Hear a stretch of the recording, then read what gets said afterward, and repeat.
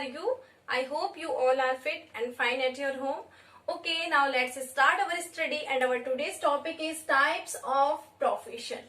ठीक है, last class में हमने पढ़ा था कि प्रोफेशन मैनेजमेंट जो है वो प्रोफेशन है या नहीं है, यानी कि मैनेजमेंट को प्रोफेशन की कैटेगरी में रखना चाहिए या नहीं रखना चाहिए।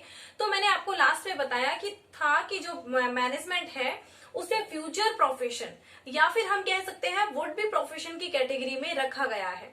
ठीक है, तो बच्चों क्यों रखा गया है, क्या रीजन है, तो इसको जो समझने के लिए हमें सबसे पहले जरूरी है कि हम प्रोफेशन की कैटेगरी को समझें कि कौन कौन सी कैटेगरी होती है प्रोफेशंस की, और फिर हम ये जो है अज्यूम करेंगे कि मैनेजमेंट को प्रोफेशन की कैटेगरी में क्यों रखा गया है। तो चलिए स्टार्ट करते हैं types of profession. First is established profession. Established profession क्या होता है बच्चों? एस्टेब्लिश्ड प्रोफेशन वो प्रोफेशन होता है जो कि पहले से एस्टेब्लिश है।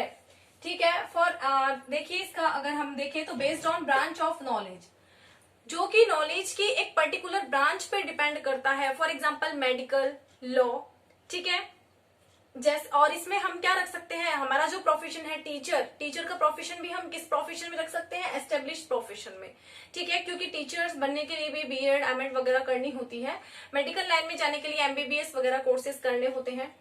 ठीक है, तो एस्टेब्लिश्ड प्रोफेशन क्या होता है कि जो कि based on branch of knowledge, जो कि नॉलेज की एक पर्टिकुलर ब्रांच पे बेस्ड होता है। Second is innovative profession. Innovative profession क्या होता है? बेस्ड ऑन न्यू सब्जेक्ट, जो कि न्यू सब्जेक्ट पे बेस्ड है, जैसे केमिस्ट्री, सोशोलॉजी आपके, ठीक है, ये आ जाते हैं इनोवेटिव प्रोफेशन में। Third is semi profession. Semi profession क्या होता है? Based on technical knowledge and practice, जो कि टेक्निकल नॉलेज और प्रैक्टिस पे बेस्ड करते हैं, जैसे आपके हैं नर्स, लेबोरेटरी असिस्टेंट वगैरह। ठीक है, fourth is future profession. Future profession क्या होता है? जो प्रोफेशन है नहीं लेकिन फ्यूचर में प्रोफेशन की कैटेगरी में आ जाएगा, वो प्रोफेशन कहलाता है फ्यूचर प्रोफेशन। ठीक है, देखिए based on modern business techniques, जो कि मॉडर्न बिजनेस टेक्निक्स पर बेस्ड होता है, लाइक एज मैनेजमेंट। ठीक है, तो बच्चों अगर आपके एग्जाम में क्वेश्चन आता है कि मैनेजमेंट को फ्यूचर प्रोफेशन की कैटेगरी में क्यों रखा गया है, तो आप कह सकते हैं कि management is a future profession because it is based on modern business techniques. ठीक है, मैनेजमेंट जो है एक फ्यूचर प्रोफेशन है क्योंकि ये मॉडर्न बिजनेस टेक्निक्स पर बेस्ड है। Okay students, next is marginal profession. Marginal profession क्या होता है? बेस्ड ऑन टेक्निकल एजुकेशन, जो कि टेक्निकल एजुकेशन पे बेस्ड होता है, जैसे ड्राफ्टमैन। ओके स्टूडेंट, जैसे ड्राफ्टमैन के लिए आईटीआई से एक स्पेशल कोर्स होता है, और ड्राफ्टमैन क्या होते हैं? जो बिल्डिंग होती है, रोड्स होते हैं, उनके मैप्स को रेडी करते हैं। ठीक है स्टूडेंट्स, तो इन जो कैटेगरीज थे इनके बेस पर आपने जो है अज्यूम किया कि मैनेजमेंट फ्यूचर प्रोफेशन क्यों है और प्रोफेशन की कैटेगरीज क्या क्या है। ठीक है, अब हम पढ़ते हैं प्रोफेशन मैनेजमेंट। बच्चों हमारे जो साइंटिस्ट थे उन्होंने क्या कहा कि प्रोफेशनल होने के लिए ये जरूरी नहीं है कि एक पर्टिकुलर डिग्री ही जो है किसी भी मैनेजर के पास हो।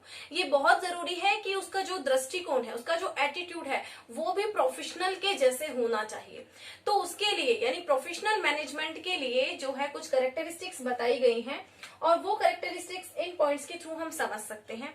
First is using the techniques of modern management. It means modern management की टेक्निक्स का यूज करना।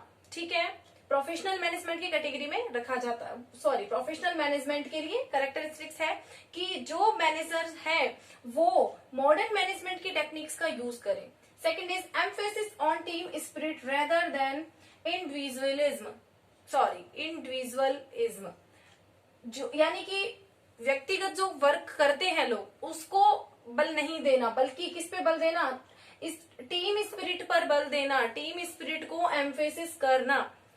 Next is be prepared to change and change management, यानी चेंज और चेंज मैनेजमेंट के लिए हमेशा रेडी रहना कि कब किस तरह से एनवायरनमेंट के हिसाब से चेंज होना है। ठीक है, fourth is appointment and promotion should be based on capability, यानी कि अपॉइंटमेंट एंड प्रमोशन जो है कैपेबिलिटीज पर बेस्ड होने चाहिए, ना कि इस पर बेस्ड होने चाहिए कि किसी व्यक्ति का बर्थ कहाँ हुआ है, वो किस साइड से बिलोंग करता है कंट्री के, या उसकी कास्ट क्या है, उसका रिलेशन क्या है, उसके फैमिलीज बैकग्राउंड क्या है, इस पर डिपेंड बिल्कुल भी नहीं होना चाहिए, बल्कि किस पे डिपेंड होना चाहिए, उसकी कैपेबिलिटीज पर बेस्ड होना चाहिए अपॉइंटमेंट एंड प्रमोशन।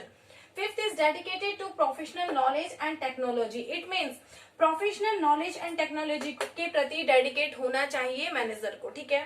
तो ये सभी जो फीचर्स है ना, अगर ये किसी भी मैनेजर में होते हैं तो वो प्रोफेशनल कहलाएगा, अगर ये नहीं होते हैं तो डिग्री लेने से कुछ नहीं होता, ठीक है। डिग्री के साथ साथ प्रोफेशनल जो है एटीट्यूड भी होना चाहिए, प्रोफेशनल दृष्टिकोण होना भी बहुत जरूरी होता है। ओके स्टूडेंट्स, तो I hope you all are understand this topic. Okay student, मिलते हैं नेक्स्ट वीडियो में, तब तक के लिए thank you, bye, take care.